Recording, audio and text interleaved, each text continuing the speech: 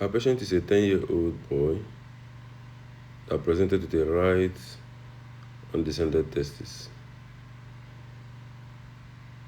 So, on examination, it was found that the testis could not be palpated within the testis or along the inguinal canal. So, abdominopelvic ultrasound scan showed intra-abdominal testis. So, the patient was cancelled and then accepted to have laparoscopically assisted orchidopexy. The parents having also understood that these testes at this point will no longer be producing sperm. So the orchidopexy basically to make sure that this testis is placed at a point where the patient can easily touch it, so that if there's any sign of malignancy can be easily detected and then orchidectomy done. So we made our initial puncture, did our initial laparoscopy, looked around the abdominal cavity.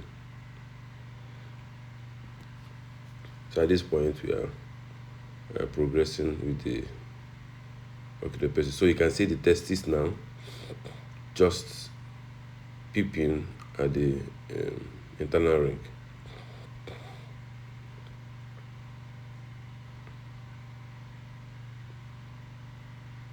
So this is an orchidopexy. So we've seen the testicular vessels right there. So basically we need to free the peritoneum that is holding these vessels down, which is a major part of the spermatic cord. And then we'll go ahead also and free the peritoneum holding down the vas deferens as well.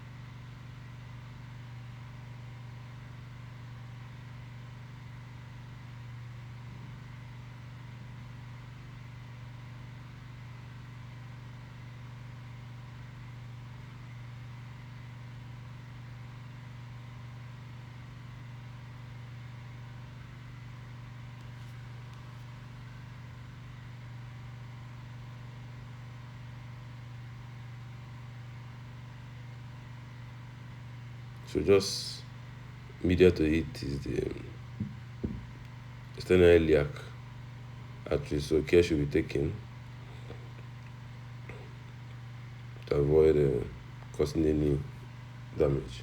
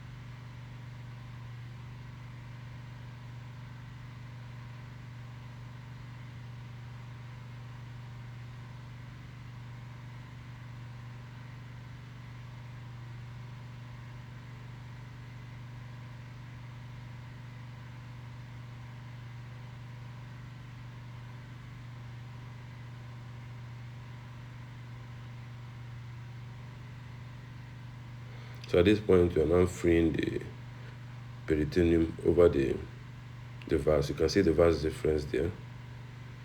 So while doing this, care should be taken not to injure the vas, especially for children under 2 years, where the testis is still very viable.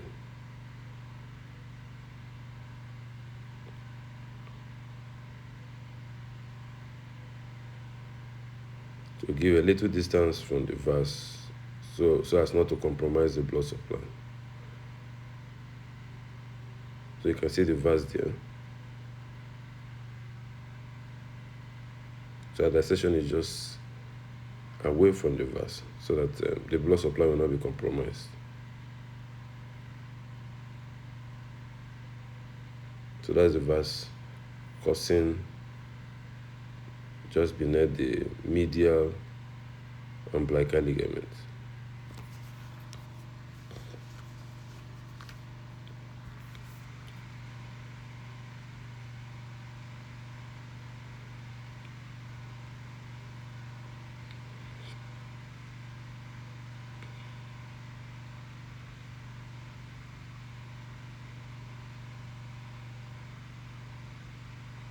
So we also had to cut the medial umbilical ligament,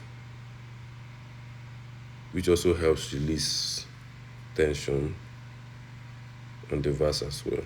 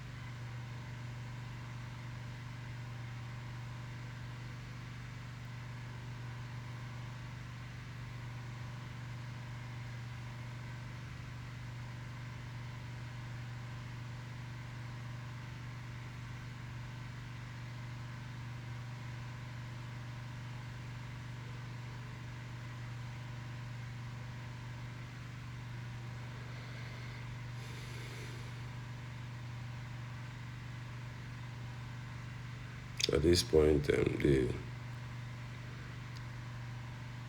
gubernaculum testis has already been cut and the testis completely freed. So we are now making a mark on the skin, so as to bring out the testis to the surface. And this is usually around the Hasselbank triangle.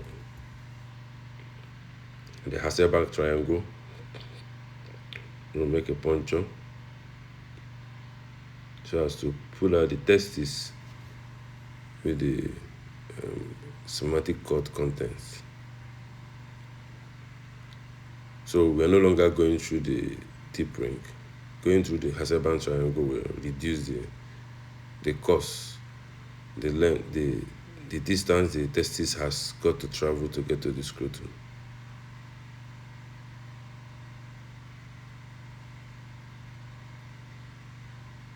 So we don't hold the testis, we hold the short aspect of the gubernaculum testis that is still attached there, not the testis or the cord content. So at this point, the testis hasn't been brought to the surface.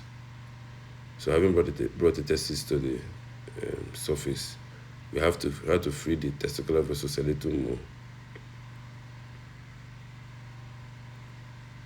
Even though by the time pneumoperitoneum is released, the tension the little tension you're seeing here will also go away.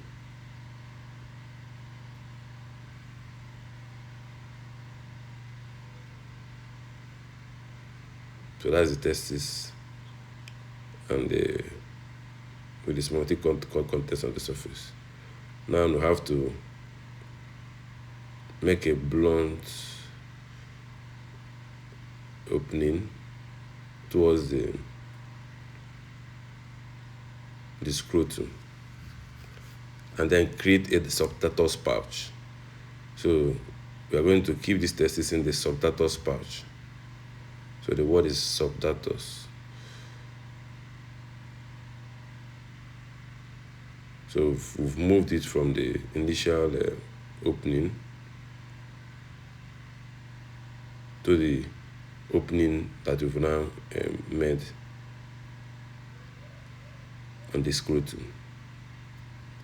The subdartal pouch has already been created, and the testis is going to be placed there.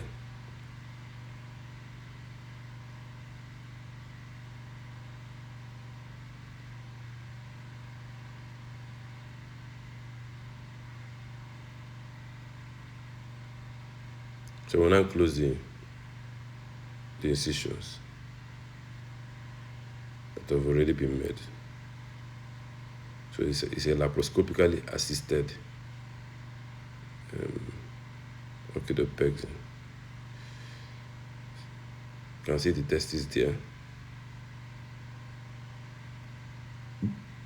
Once the pneumoperitoneum is released, any little tension left will be out. Thank you very much for watching. Thank you.